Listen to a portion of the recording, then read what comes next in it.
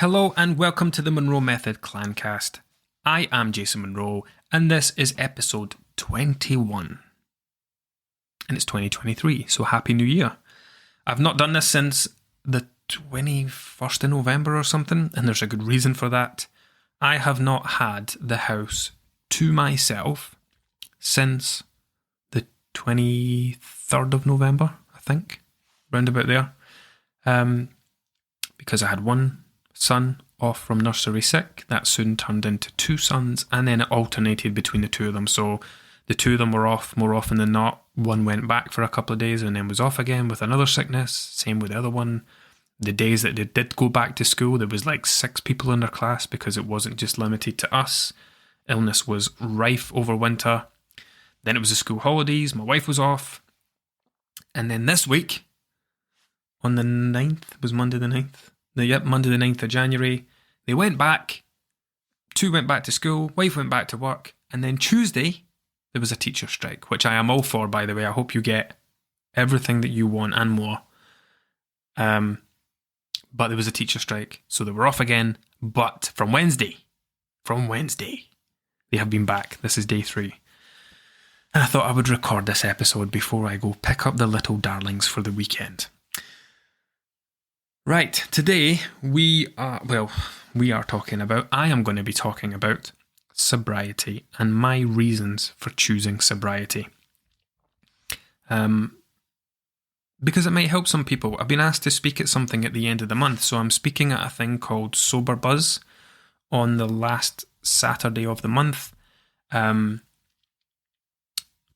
I'll explain more about that and how that came about, but it's basically it's an event for the sober or the sober curious. I have been asked alongside someone else to go along and just speak for 10-15 minutes and just share my story, and that's why I'm talking about it today, because this is a good practice run for what I'm going to talk about. So this is still very new to me. It's still something I'm figuring out. It's still something I'm exploring. So I'm hoping that this podcast episode is going to be quite therapeutic for me and help me get my thoughts down and talk a bit more about things and bring it into the open. It's been a very personal decision, or it was initially. I mean, I didn't even tell my wife. I didn't tell her until I was like 2 months in to my decision. You know, I did keep it a secret. I was going to say it's not that I kept it a secret. I didn't intentionally keep it a secret. It was just I wanted to have it for me first, to figure it out before sharing it with anyone, really. You know, it started off, it was quite a personal and private thing that took a lot of thought and consideration, and then it was a big decision to make. I didn't ever think that I wasn't going to do it or I wasn't going to stick to it. I just wanted time to understand it. Anyway, let's start from the beginning. What is sobriety? If someone, you know, if you offer someone a drink and they say, "Oh no, thank you, I'm sober," what's the first thing that you think? This person either is or used to be a raging alcoholic, and that's not the case. Sobriety, by definition, is the state of being sober. So the state of being sober, as in not under the influence of alcohol or drugs, the state of being sober, not being drunk. Sobriety is just the state of being sober, right? The absence of alcohol. Now, some people choose lifelong sobriety. Believe it or not, I know it's very hard for people to believe. It would have been hard for me to believe until I decided to do this and I really started dipping into it. But just take a moment to think about this, right? Why is it that intoxication, frequent intoxication, is widely accepted as the norm? Not widely accepted even, it's seen as the norm. People who don't drink are seen as the strange ones, especially in Scotland. But do you not think that's wild? That alcohol is normality, regular intoxication, getting drunk, reducing your inhibitions, impairing your decision-making processes, and all the other things that alcohol leads to, you know, arguments, fights,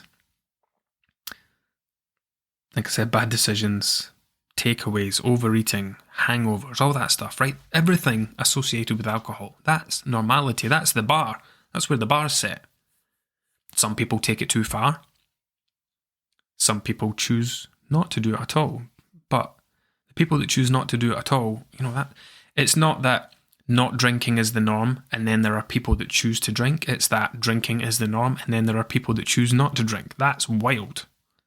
And I have never thought about it like that before until I made this decision. So there's a lot of stigma surrounding the word sobriety and being sober. So this thing that I'm speaking at the end of the month, the story that I'm sharing is going to be that you do not need to be someone with an alcohol problem. You don't even need to be someone that drinks a lot to decide that you want to no longer drink. For me, it was just a bit of a life assessment. So like my history with alcohol is not a pleasant one. Every bad thing that's ever happened to me in my life has probably happened under the influence. Fights that I've been in. I'm 37 now and I'm going back to my 20s here, so don't judge me. don't judge present me against past me, but fights, anything on my criminal record at the very worst is not breach of the peace, what's the other one? Drunken disorderly, maybe? Whatever it is. We're going back well over a decade at this point. Well over 15 years, in fact. I have been attacked twice, which I'm sure I was not completely innocent of. But there was a time where I think I was rude to someone, but then that someone came back with a bottle and smacked me over the face with it. What else? Anyway, it's a colourful history, right? Not anything massively outside of what I would say that most scallywags, tearaways get up to when it comes to alcohol, right? But that all pretty much changed when I got into my 30s, even more so when my first son was born almost 8 years ago, or when my wife was pregnant with him over 9 years ago. Things were very different, and alcohol just became... It was still a regular feature in terms of big drinking occasions, but as we get older, as kids get older, as second kids come along, big drinking occasions just become less and less. They still happen, they just become less frequent. And more recently, over the last 2 years, alcohol has basically been big drinking occasions. I can count on one hand, maybe New Year. We usually have a Christmas night out, and then we'll maybe have the group of friends and friends through my wife that we're in. They're all kind of hitting their 40s now. So the last few years, we've had the big 40th occasion. So my wife's big 40th, her friend's big 40th. We were just down in Liverpool for another one's 40th recently. Things like that, right? So big drinking occasions plus the Formula One. So any Sunday that there was a Formula One race on, my tradition would be to get 4 cans of Brewdog, just 4 small 330ml, and that would be my limit. Strong enough stuff to get you merry, but not go too far with it and not get you drunk, is what I mean. And that was it, right? I'm not a weekend binge drinker. I don't drink wine. I didn't drink through the week. I didn't get drunk in front of the kids. Didn't drink in front of the kids generally, apart from those few beers on the Sunday. Yeah. Over the last 2 to 3 years, it had tapered off a great deal. But still having those big drinking occasions and still having those big hangovers. On the 11th of September, it was the Italian Grand Prix. So I had my usual 4 beers, and then if you remember the situation that was going on in Russia last year, still is, but it kicked off last year. They cancelled the Russian Grand Prix as a result of that, and that meant there was a 3-week break in the race calendar before the Singapore Grand Prix, whatever 3 Sundays after September the 11th was. I'm looking now, 11th September. Yes, that was Sunday the 11th, and then 1, 2, 3, the next race was on the 2nd of October. Cool. Within that 3 weeks, at some point, I don't remember when, I don't remember how it came about, but I remember it was within that 3 weeks, I decided that I didn't want to drink anymore. And not just reduce it to a couple of times, or stop drinking watching the F1, or not drink in company, or whatever it was, I'm going to remove this entirely. Why I did it at that time, I think it's a combination of things. I think that 3-week gap in the race calendar helped, but also the people I'd been spending time with and people I had been meeting. So through my meditation teacher, Cam, at Cam Cooney on Instagram. First of all, he's sober and has been for a number of years, which I think started me down the path of, I think we've all thought about giving up alcohol at some point. I'm sure we've all been lying, absolutely dying with a hangover, wondering why do we keep doing this to ourselves before doing it again the week later or a couple of weeks later. We all think about it at some point, but I had been thinking about it more and more recently. And this 3-week break, the people I've been spending time with, the community that I found through Cam, it introduced me to a group called the Max Colby Recovery Group. A group of people getting up early on Sundays, going to different waterfalls and hills and going for a walk, having talks, jumping in cold water at the end of it. I'd done that a couple of times, speaking to people who were sober, who were, some of them were recovering alcoholics and addicts who were going through the 12-step program and stuff. And then there was a rooftop meditation that I did in July with Cam, and I started following a few different people then as well. One of them was a sobriety coach, Kirsty Mulcahy, or Kirsty at Sky Rose Coaching on Instagram. And following these people, spending time with these people, having conversations, learning more and more about sobriety, one day within that 3-week period, I took a look at my life, took a look at myself, and I asked the question, what am I getting from alcohol? Is alcohol giving me more than it's taking away?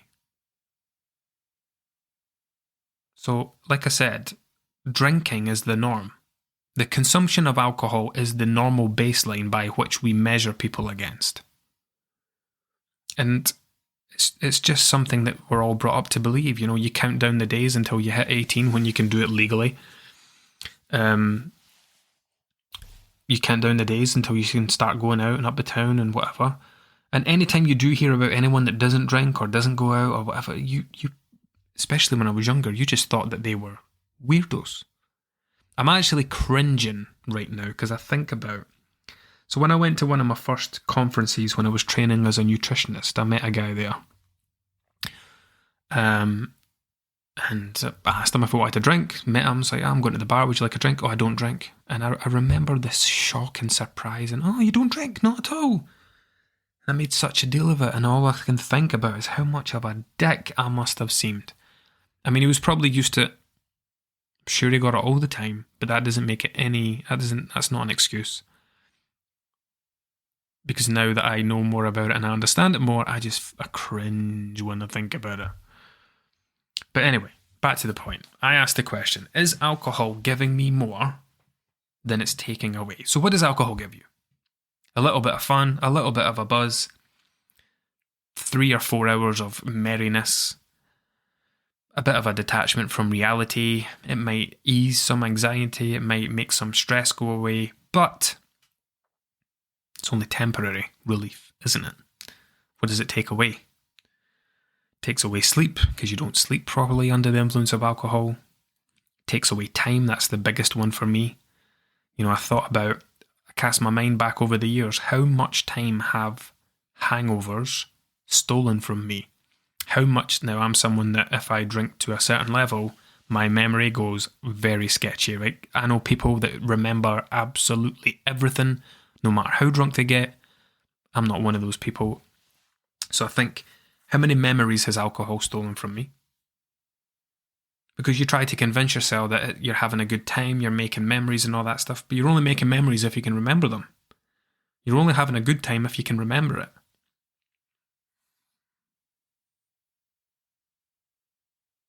So yeah, then I looked at all the stuff it took away. So much time stolen, so much money stolen, so much time wasted on hangovers, so much time wasted on treating my body poorly, wasting an entire Sunday lying on a couch because of what I do to myself with alcohol. So I thought all the way back, and I was like, do you know what? Even going back to like in my 20s when I was going to holidays on Magaluf and all that, and yes, it might have been a good time, but was it a good time because of the alcohol? Probably not. Would you have had a better time if you hadn't drank? Almost definitely. Now I can say that now.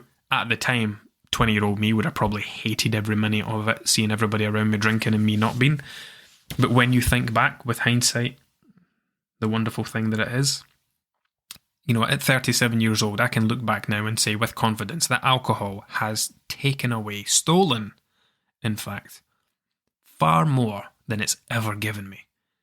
Those 3 hours of merriment on a Friday night, or 4 hours, whatever, is not worth the 24 hours of feeling like shit, feeling tired, feeling run down, not wanting to move, just wanting to, counting down the minutes until the Chinese opens. The anxiety, my God. I had my first panic attack. My first ever panic attack during a hangover. Now, I thought about that so much over the last while, because one of the things that I did, so like 4 weeks into my decision to go sober, Kirsty, that I mentioned, she has a 30-day, it's called the 30-day AFIT challenge. That's Scottish for off it, off the alcohol. And I bought her workbook, not because I wanted to do a 30-day challenge, because I wanted to use the 30 days to explore my relationship with alcohol, and it was wonderful. It really made me question it. Some things weren't applicable, but the majority of it was. And one of the things that came up, or one of the memories that came up that I really picked apart, was this panic attack. And now it's happened a few times since then. Most of them during hangovers. And I just stopped and questioned it. I was like, my first panic attack happened during a hangover. I gave myself that hangover. I did that to myself. So I think at the time, I was going through massive amounts of stress in relation to do you know what? I think the first panic attack I had was at the start of lockdown, because lockdown got announced and hundreds of people, like the business was growing tremendously from 2018, 2019, the beginning of 2020. Things were going great. And then that first lockdown happened and people shit themselves, basically. They panic cancelled every single direct debit that they had, and I lost 200 members inside Monroe over a week. And it was a worrying time. It bounced back again once people realised that this was going to be normality for a long time. And, remember, we all thought, yeah, it's going to be over in a couple of weeks, we'll be back to normal again. By the time people got used to the idea and into it a few months, it bounced back again. But I remember during that initial time, me getting to the end of a week and being like, oh my God, I need a drink this week. It's been a terrible week. And then waking up. And I had already been worried and anxious. And then I'd had a drink, which gave me some temporary relief from that. But the hangover just unlocked this new level of anxiety. And I lay in bed, hyperventilating, not knowing what the fuck was going on. And it wasn't until I'd came out of this panic attack a few hours later, I'm like, Jesus Christ, that was a panic attack. I just had an actual panic attack. I had never had one in my life before. Until the start of lockdown, April 2020. I mean, there was other things going on. We'd been made homeless. We'd moved out our flat. We were meant to move into this house that I'm sitting in just now the week later. So we moved out on the Thursday. Lockdown happened on the Monday. And what was supposed to be a week's stay with the in-laws, cozy in their bungalow, ended up 5 months. So that was going on. Sleeping arrangements for the kids, everybody being off, me still having to work, still having to run a business, which people were shitting themselves from and cancelling all their direct debits and all the rest of it. I was a panic attack waiting to happen. But again, like I say, I did that to myself. That panic attack would not have happened had I not chosen to drink during that time of extreme stress. So that was a choice. Like, I didn't choose for the panic attack to happen, but I set it up, basically. And yeah, that's just one of many memories that have cropped up. Like, the other thing as well is, and I spoke to Kirsty about this, at 37 years old, right, I have loads of memories, and I have lots of negative memories. I have lots of negative things that I've done, things that I've said, perhaps other situations that I've been involved in or gotten involved in. You know what it's like when people start arguing when they're drunk and it ruins the night, and then everybody ends up arguing and just becomes this horrible stain on the night. And I was thinking about all those occasions, and I will frequently stand in the shower. And I'll be standing washing myself in the shower, and some ridiculous memory from 2010 will pop into my head. And I will physically cringe and flinch at the memory of it, to the point where I'll speak out vocally and go, "Oh my God," because I just need to get the embarrassment and the cringe out of me. And it's like, I am reliving a memory from the past today, and I have a fucking backlog of these things, right? I could live any of them at any time. I have some recent ones, not as many recent ones, they are more older.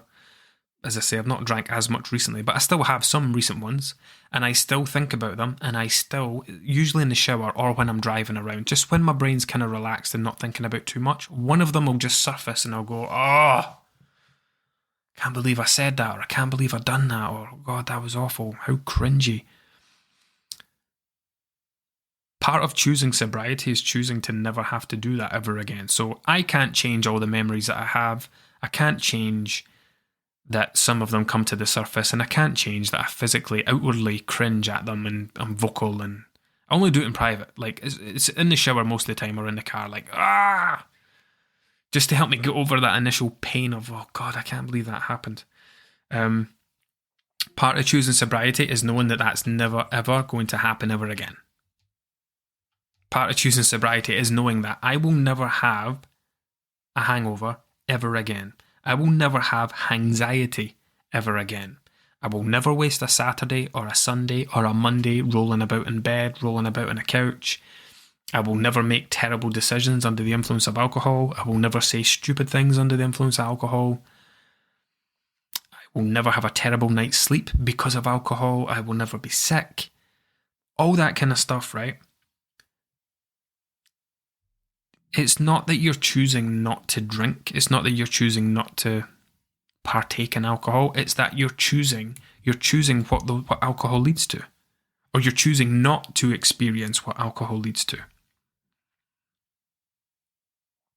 And that's why I'm stopping. That's why I have stopped. So that was the 11th of September was my last ever drink. The 12th of September, I suppose, was my first day of sobriety. Perhaps not my first intentional day, but it was the first day where I didn't drink. And it is going absolutely brilliantly. Now, I can imagine it might feel difficult. And this is one of those things where you either want to do it or you don't. I don't want to...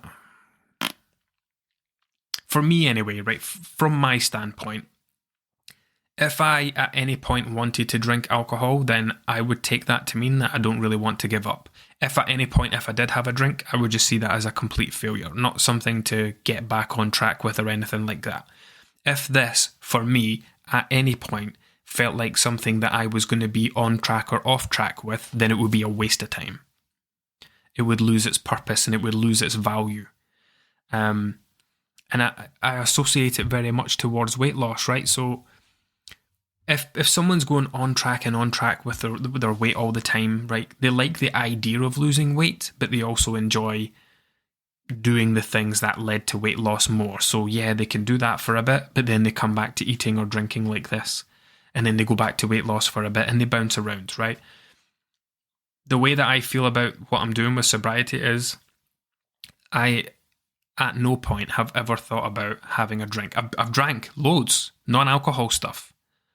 God, I had this little honeymoon period where I've got a fridge in the garage that we put juice in. It's got an extra freezer for, just to have an extra freezer basically. And it's full of juice. It was full of beer from September right through to January. I've let it run out now because I was kicking the arse out of it. When I say kicking the arse out of it, I'm just thinking of the liquid calories I've been consuming. See, my thing is I really love the taste of beer. And being able to now drink beer and not get drunk as a result of it, it was such a novelty. It's wore off a bit. Although my wife did manage to find me alcohol-free Stella yesterday in Aldi, which I'm over the moon about. I could not find it anywhere. I tried it in a Wetherspoons just before Christmas, and it was the best one of all the ones that I've tried so far. So I've got that to look forward to this weekend. But yeah, I have at no point battled with the urge or battled with the idea. I've been on a 40th birthday weekend to Liverpool. We got the bus down. Everybody was drinking on the bus. Everybody was pissed for the full 3 days, except me. I was the only one out of 10 that wasn't drinking. 5 couples in a Big Brother style apartment. And it was honestly, I had the best time. The absolute best time. I made great memories. I had a fantastic time. I had so much fun. And I think that was even more so because I didn't drink. In the past, I would have I said this to Claire before we went. Said in the past, I would have both been really looking forward to this weekend away, especially as I'd never been to Liverpool before. But I would also be really anxious and worried about it. So really looking forward to getting away, really looking forward to having the kids looked after for a weekend, which is rare, spending time with new people, going to a new place. All of that would have been appealing. However, I would have been worried about the alcohol side of it. I would have been anxious about the hangovers. And when I was there, I would have wanted to continue to drink to overcome the anxiety. And it would have been fine because that's the environment we would have been in because everyone would be drinking. But then I know when I come back, I would have been hating myself probably right through to the following weekend until I had fully recovered from it. And it's mad now to think how many things I've been to, how many nights out I've had, how many weekends away I've had where I've chosen to put myself through that anyway. Because that was the norm, because that's just what you did. That's what everyone did. I don't often regret things, but I regret not stopping sooner. However, when I've done it was probably the right time, right? Things just fell into alignment. The stars aligned. That break in the F1, the Russian Grand Prix being cancelled, the people that I'd been spending time with, the content I'd been filling my timeline with because I'd been following these different people. I had been thinking about it in the past. It's something I'd thought about doing but never followed through on, but something was different this time and I did it. So I'm very conscious of not telling people and not preaching to people, but sharing your own stories, sharing your own reasons, talking about it and sharing things so that people can say, do you know what? You're having the exact same thoughts that I'm having. I've thought like that as well. And maybe people thinking that, do you know what? I've had panic attacks during hangovers as well, but I've never really thought about it from the angle that I'm doing that to myself. I'm choosing to do that. I'm choosing to put myself in that position and expose myself to that happening. But yeah, isn't it funny that we live in a world where frequent intoxication is normal? That's the bar by which we measure everything else against, rather than drinking being something you either do or don't do, rather than not drinking being the thing you do or don't do.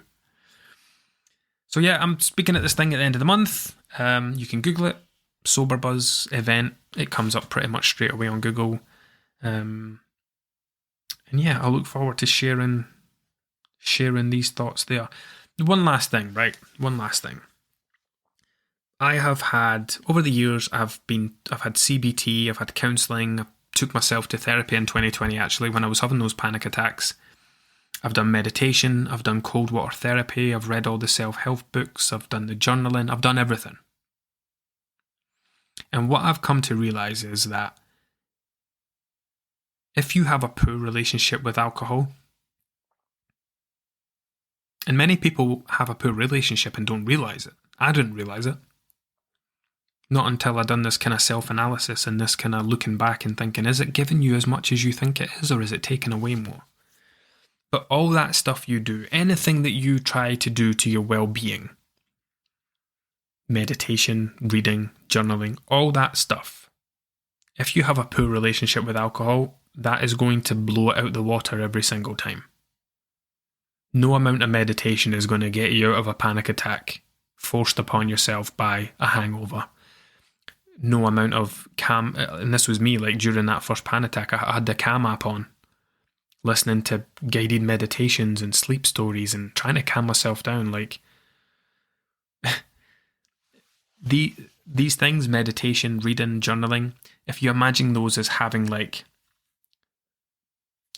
a 2 to 3% effect on you, yes, they're positive, and if you practice them consistently, they can have a good impact, and they'll all add up together and maybe improve your life a bit by a percentage. If those things are adding 2 to 3%, a positive 2 to 3% on, alcohol's taking a negative 50% off, and it will smash all that positive stuff out the water. And I've realised now that it doesn't matter how much you do with exercise, eating, working on your mental health, anything like that. If you are frequently putting yourself through, big drinking occasions and the hangover that follows and all the negative things attached to that hangover, then you'll never be able to improve or fully experience the benefits of these things that you're doing. Do you know, it's just the same as, so like when I'm coaching someone and helping them lose weight, someone can increase the vegetables in their diet, they can reduce the calories, they can eat less chocolate, eat less crisps, move a little more, they can do all that stuff, right? If they have a poor relationship with food, all of that stuff is pointless. All of that stuff is temporary. Because if they have a poor relationship with food and they continue to emotionally eat, or they continue to binge eat and they continue to be unkind to themselves, all that time that they've spent working on losing weight and managing their calories and all the rest of it, it didn't matter because it was 2 and 3% of the equation. And the relationship with food was 50% of the equation. So I think that being a coach and being a nutritionist, I've drawn a lot of similarities between weight loss and fat loss and the things that I help people with, and pretty much how alcohol can stop us from becoming that improved version of ourselves. Because like, no matter how much of all the other stuff you do, the mindfulness, the meditation, yoga, going to the gym, eating a healthy, balanced diet, all of that. If you continue to use, there are people who drink alcohol and enjoy it. There are people who have a glass of red wine with their dinner. That's all they have. They're not getting drunk. They're not getting merry. It's used to complement the flavour, whatever. That's different. That's a positive relationship with alcohol. But if you are frequently drinking in an attempt to change your mental state, to alter your reality, to take a break from reality, to manage your stress, to take a break from your mental health, anything like that, then you are probably using alcohol for the wrong reasons. But anyway, if you've listened to this, you are either sober or sober curious. If you are sober curious, I would encourage you to give Kirsty a follow. I'll put her name and Cam's name in the description of this episode. And if you would ever like to chat to me about it, or reach out, or ask any questions, or need any pointers in the right direction, or anything at all, as always, I am an open book. Reach out to me anywhere, jason@munronutrition.com, or through Instagram or whatever.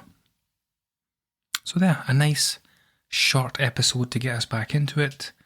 Oh yeah, and if you are around on I'm sure it is the 28th of January, if that's a Saturday. Yep. If you're around on the 28th of January, I will be at Civic House in Glasgow at the Sober Buzz event. Again, if you are sober or sober curious and you want to come spend the day hanging out with some inspirational people doing big things in the sober community, see some experts, hear some talks, meet us. Yeah. I'm fucking shitting myself, to be perfectly honest. I've been a nutritionist for 5 years, and the first thing I get asked to speak at is a bloody thing about something I've been doing for 4 months that has nothing to do with nutrition, almost. Anyway, thank you for listening. I will see you next time.